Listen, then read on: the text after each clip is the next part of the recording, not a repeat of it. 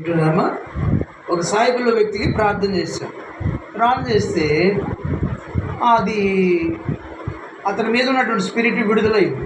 విడుదలైన తర్వాత ఏం జరిగిందంటే ఆ రాత్రి 12:30 1 గంట ప్రాంతంలో మా ఇంటి మీద దాడి చేసింది. అది ఏం చేస్తుందమ్మా? ఆ చీకటి శక్తి మా ఇంటికి వచ్చేసింది. అక్కడ గద్దించిన వెంటనే ఇక్కడికి వచ్చేసింది. ఇక్కడికి వచ్చేళ్ళకి దేవుడు అప్పుడు నేను అర్ధరాత్రిలో ప్రార్థనలో ఉన్నా. ఒక ముసలోడు 4-5 ఉంటే ఆ నైట్ విజ్ఞాపన చేస్తూ ఉన్నాం ఆ చర్చిలో. దేవుడు ఆలాపనిచ్చి నువ్వు ఇంటికి వెళ్ళమన్నాడు. రాత్రి 1 గంట అప్పుడు వెళ్ళమంటే ఇప్పుడెందుకు ప్రభు అని నేను ప్రార్థనలో అడిగితే నువ్వు వెళ్ళు అర్జెంటుగా అన్నాడు. నేను అప్పుడు సైకిల్ వేసుకొని ఇసుపాలెం వచ్చాను. ఇసుపాలెం వచ్చి డోర్ కొట్టానికి శాంతి మీదకి ఆ స్పిరిటు దాడి చేసి ఆ అమ్మాయి కళ్ళన్నీ ఇంతలా చేసి చేతులన్నిటి తిరిగిపోయి మంచంలో పండుకొని ఆమె చూసి ఏడుస్తూ ఉంది. స్తోత్రం చెప్పండి, హల్లెలూయా. ఏం చేస్తుందంట? ఏడుస్తూ ఉంది కానీ ప్రార్థన చేయట్లా. పాజిటివ్ మైండ్ ప్రార్థన చేయాలన్నా ఏడవాలన్నా తల్లి ఏడుస్తూ ఉండగా నేను డోర్ తీసినట్టు నా సీన్ చూసి నాకు భయం వేసింది, బాధ వేసింది.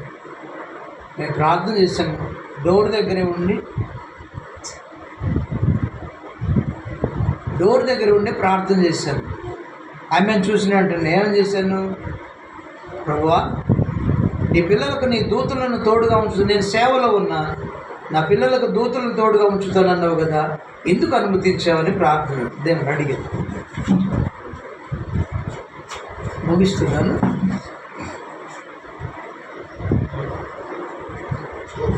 విందాం. ఎందుకు నా పిల్లల మీదకి శక్తిని అనుమతించావు? నువ్వు విడిపించావు, ఇక్కడికి ఎందుకు అనుమతించావు అని దేవుడిని అడిగాను. అడిగి కన్నీళ్ళు కొన్ని 2 డ్రాపులు విడిచాను. అక్కడ నిలబడేటువంటి డ్రాపులు విడిచిన తర్వాత ఇలా అయితే ఇక నేను సేవ చేయను అన్నా. దేవునికి స్తోత్రం. ఏమన్నా? ఇలా అయితే ఇంక మేమేం సేవ చేస్తాం ప్రభు అని చెప్పేసి నేను రేపటి నుంచి ఈ అమ్మాయిని ఇప్పుడు బాగు చేయకపోతే నేను మానేస్తాను అన్నాను సేవ. స్తోత్రం చెప్పండి. ఏమన్నాను? ఇక సేవ మరి నేను ప్రార్థన చేసినప్పుడు నువ్వు నీ నామంలో ప్రార్థించాను, నువ్వు విడుదలిచ్చావు.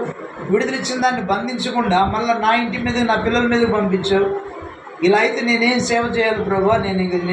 నువ్వు ఇప్పుడు ఈ పిల్లను ఇలాగా నువ్వు స్వస్థపరచకపోతే నేను రేపు నీ బైబిల్ని పట్టుకోను, నేను ప్రార్థన చేయను అన్నాను కోపంతో.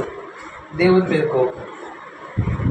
అలా అనుమతించాడని అని అలాగనిస్తే ఇంక లోపలికి వెళ్ళి ప్రార్థన ఆయిల్ తీసుకొని మళ్ళీ ప్రార్థన చేసి ఆయిల్కి పిల్లకి యేసు రక్తం రాసి 1 పావు గంట ప్రార్థన చేశాను. స్తోత్రం చెప్పండి.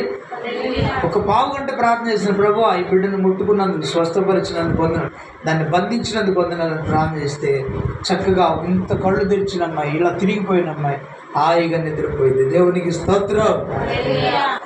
స్వస్థపరచాలంట అంటే మన ప్రార్థన దేవుడు అంగీకరించి వెంటనే వాళ్ళని హీల్ చేయాలి. అది దేవుడు కోరుకునే సేవకుల యొక్క తత్వం. హెచ్ఐవి పేషెంట్స్ని బాగు చేశాడు నా సేవలు. నేను అవి చెప్పుకోవాలి. ఇప్పుడు దేవునికి స్తోత్రం కలుగును గాక.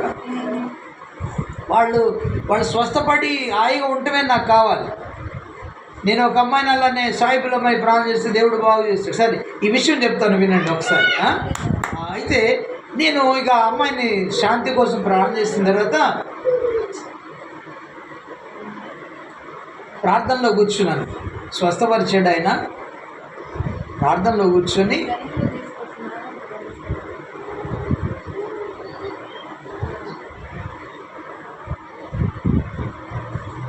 దేవుడిని అడుగుతున్నాను, ప్రభువా, తన ఎన్న భయభక్తులు గలవారు నీ సేవకులు ఇంటి చుట్టూ నీ దూతలు ఉంటానన్నారు.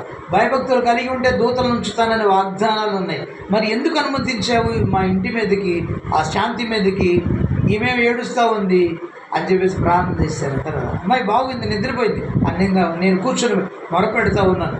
అయ్యా నీకు వందనాలు, బాగు చేసినందుకు వందనాలని దేవుని కృతజ్ఞతాస్తుతులు చెల్లిస్తూ అసలు ఎందుకు అనుమతించావు అని ప్రార్థన చేస్తున్నాను. అప్పుడు దేవుడు అంటున్నాడు, నువ్వు ప్రార్థన చేస్తే, శాంతిని నేను బాగు చేస్తే నీ భార్య చూడాలి. స్తోత్రం. చెప్పండి హల్లెలూయా. ఆమె నా యందు విశ్వాసం, నా సేవకుడైన నీ యందు కూడా నమ్మిక ఆమెకు కలగాలి అని చెప్పేసి నేను అనుమతించాను నా కుమారుడు అన్నాడు. ఎంత మర్మం, ఒక శ్రమ వెనుక ఎంత మర్మం దాగి ఉందో చూడండి. ఎంత శ్రమ వెనుక, ఎంత కష్టం వెనుక. నేను ఆవేశంతో నువ్వు బాగు చేస్తేనే నీ సేవ చేస్తాను అని నేను కోపపడి దేవుని మీద అన్నాను, కానీ దేవుని యొక్క మర్మం మనకు తెలుసా? ఆయన యొక్క ఆలోచనలు కానీ ఆయన యొక్క తలంపులు కానీ ఆకాశం కంటే ఉన్నతమైనవి ఉంటాయి. మనమేమో ఎందుకు పనికిరాని ఆలోచన, నేను కోపడటం సమంజసమా? దేవుడు ఆ మాట అన్నది, అయ్యా నేను పొరపడ్డానయ్యా, నీ మీద కోపడ్డానయ్యా, తొందరపడ్డానయ్యా, క్షమించయ్యా, నిన్ను దూషించానయ్యా, మానేస్తానన్నయ్యా, నన్ను క్షమించమని రాత్రంతా ప్రార్థన చేసుకున్నా. నన్ను క్షమించు ప్రభా, నీవు ఇంత మర్మం దాగిందని నాకు అర్థం కాలేదే. ఆవేశంతో నేను అన్నాను ప్రభా, నన్ను క్షమించమని కన్నీరు గార్చి ప్రార్థన చేసుకున్నాను. స్వస్థత కలగటం చూచి నీ భార్యకు నమ్మిక కలగాలి దేవుని యందు అని చెప్పేసి దేవుడు ఎంత మర్మం దాచాడు. దేవునికి స్తోత్రం. చూసారా దేవునికి మహిమ. శ్రమ వెనుక దేవుడు జీవకిరణాన్ని దాచి ఉంచాడంటే అలానే మనకు ఆశీర్వాదాలు ఉంచుతాడు. అలాగా స్వస్థత కలగాలి కదా. మనం ప్రార్థన చేస్తే దేవుడు, చంద్రబాబు హెచ్ఐవి పేషెంట్ ఒక అమ్మాయి చచ్చిపోతుందన్న, విశ్వాసులు అన్నారయ్యా చిన్న ప్రార్థన చేసి వద్దామయ్యా అన్నారు.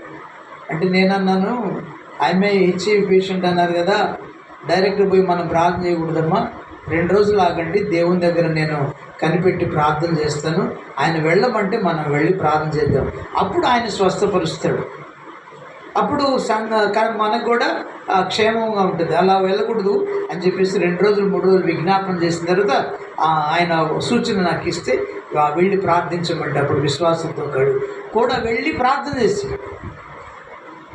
చేసినప్పుడు ఏసు రక్తం వేస్తుండయ్యా, ఏసు రక్తం తాగితే వాంతులు అయితే అన్నది. లేదమ్మా, ఇక నుంచి ఎలాంటి వాంతులు అవ్వవు, ఇక యేసయ్య నిన్ను బాగు చేస్తానన్నాడు. దేవుని స్తోత్రం.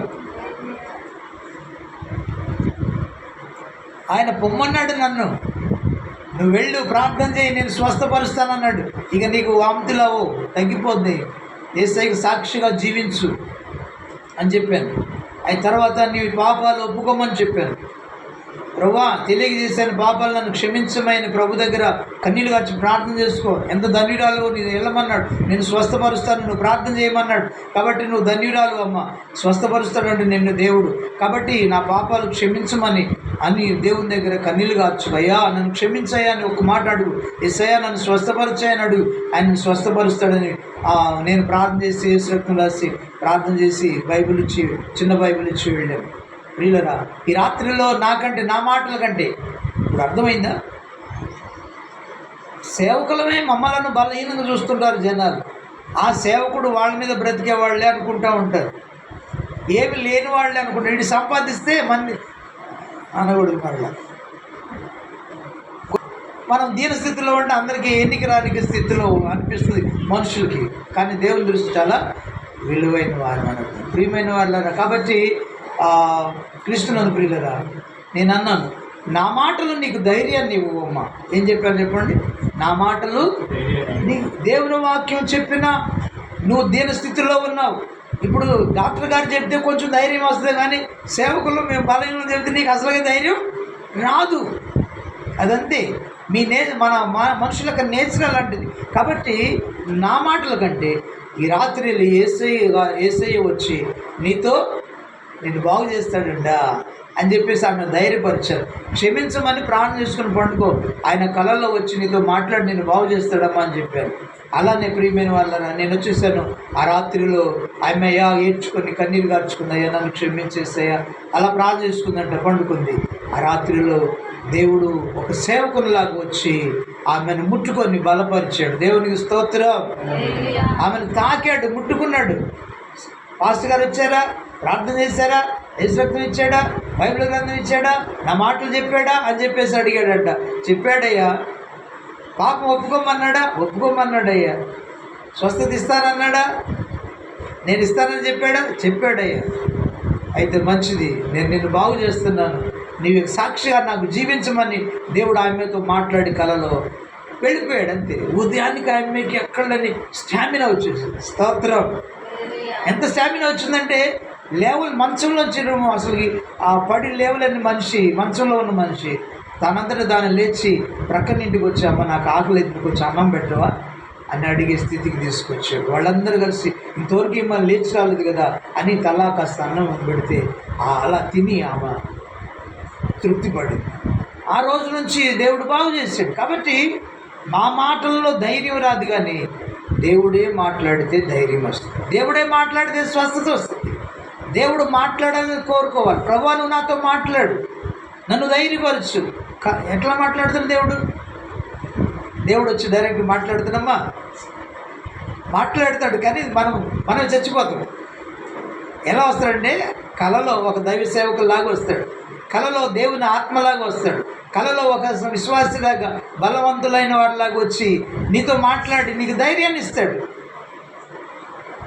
వాక్యాన్ని చూపించి ధైర్యపరుస్తాడు కలలో. నన్నైతే మొదటిగా మార్చినప్పుడు పరలోక రాజ్యం సమీపించింది, మారు మనసు పొందమని దేవుని వాక్యము ఆకాశంలో మేఘాలు, తెల్లటి మేఘం మీద ప్రత్యక్షమై, తెల్లటి మేఘం మీద ఎర్రటి లెటర్స్ కనపడతాను. ఒక్కొక్క లెటర్ అడుగుంటుంది, ఒక్కొక్క లెటర్ అంతంతోనే అడుగు, ఒక్కొక్క లెటర్ అంత పెద్ద వాక్యం మేఘం మీద కనపడుతూ ఉంది.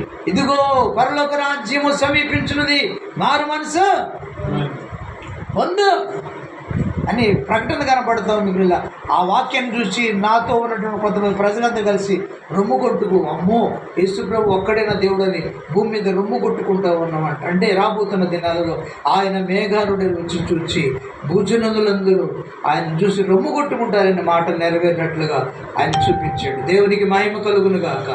స్తోత్రం చెప్పండి, హల్లెలూయా. కాబట్టి ప్రియమైన వాళ్ళ దేవుడు మాట్లాడితే మనం జీవిస్తాం. కాబట్టి దేవుని వాక్కులో ఉంది స్వస్థత, వచనాలలో ఉంది విలువ, నీ కథలలో లేదు విలువ. అర్థమైందమ్మా?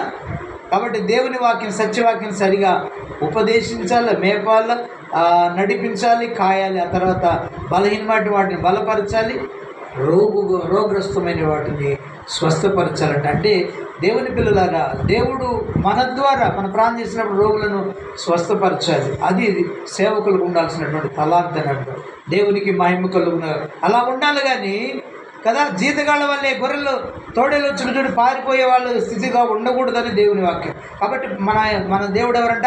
ఇశ్రాయేలునకు కాపరి. కాబట్టి వారిని అనేక బాధల నుంచి విడిపించాడు, ఐగుప్తు బాధల నుంచి విడిపించాడు, ఆకలి బాధల నుంచి విడిపించాడు కదా. దాహం అయితే అరణ్యంలో నీరు లేని చోట నదులు పుట్టించాడు.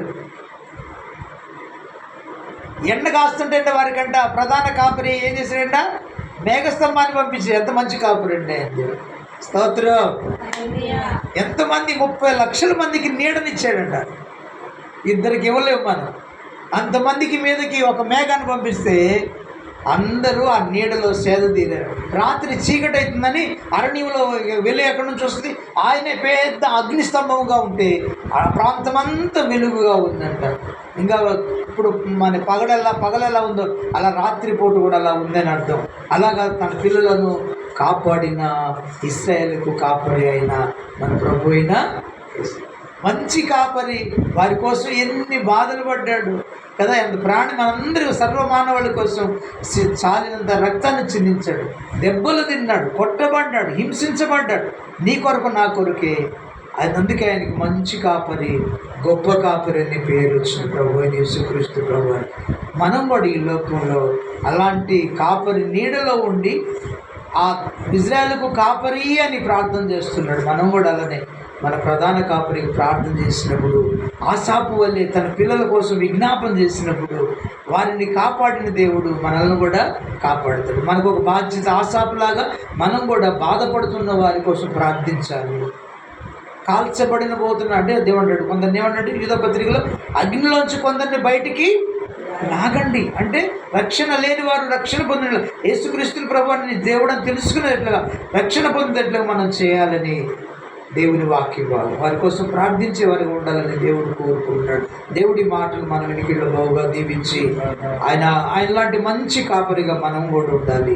ఆయన గొర్రెల వల్లే, మంచి గొర్రెల వల్లే ఉండాలని, ఆ గొర్రెల మంచి కాపరి నీడలో బ్రతకాలని మనం కోరుకుందాం. అలాంటి కృప పరిశుద్ధాత్మ దేవుడు మనకు అనుగ్రహించునుగాక. ఆమేన్ చెబుదాం అందరూ. ఆమేన్. ఆమేన్.